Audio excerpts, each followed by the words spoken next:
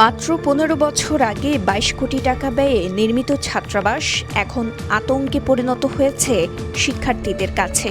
তিনতলা ভবনের বিভিন্ন স্থানে ফাটল ধরায় যে কোনো মুহূর্তে ঘটতে পারে বড় দুর্ঘটনা। এই চিত্র বান্দরবানের থানচিবাজার মডেল সরকারি প্রাথমিক বিদ্যালয় ছাত্রাবাসের। ভবনে ফাটলের পাশাপাশি দেখা দিয়েছে নানা সমস্যা। বৃষ্টি হলেই ছাদ চুয়ে পানি পড়ে ভেতরে।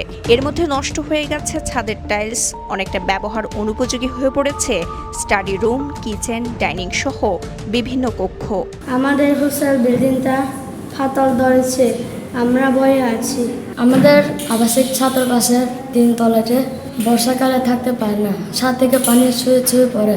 হোস্টেলে বিল্ডিংটা একতলা ফাটল ধরেছে।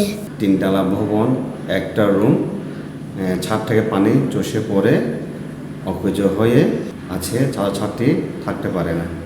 সরেজমিনে পরিদর্শনে দেখা যায় ভবনটির বিভিন্ন অংশে বিপজ্জনক ফাটল ছাড়াও খসে পড়ছে পলেস্তারা।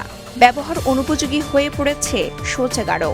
সব মিলিয়ে আতঙ্কে দিন পার করছে কোমলমতি শিক্ষার্থীরা।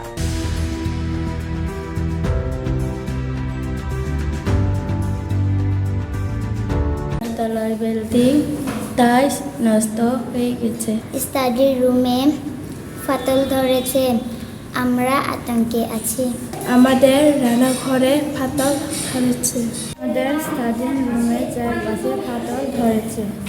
এই ছাত্রাবাসে বিভিন্ন জায়গায় ফাটল ধরে আছে, যার ফলে শিক্ষার্থীরা খুব আতঙ্কের মধ্যে আছে।